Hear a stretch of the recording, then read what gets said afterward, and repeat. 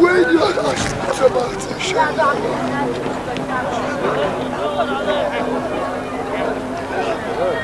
يربو الشيء ما شيء ممكن مساعدة سودنا نقولي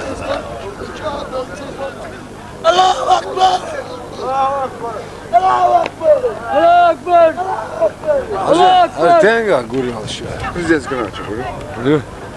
Almış ne geçten ben o kete kalmayı dokuz şu an. Nasıl koyalım? Az hemen abi bakma ya. Az meştin za. Tenger var.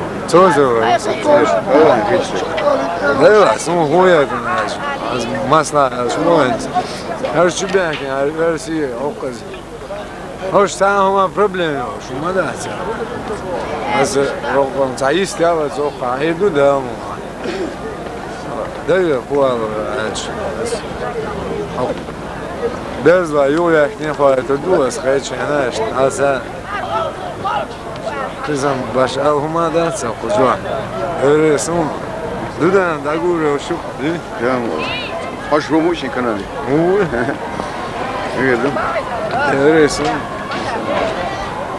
Bu zaten. Ha.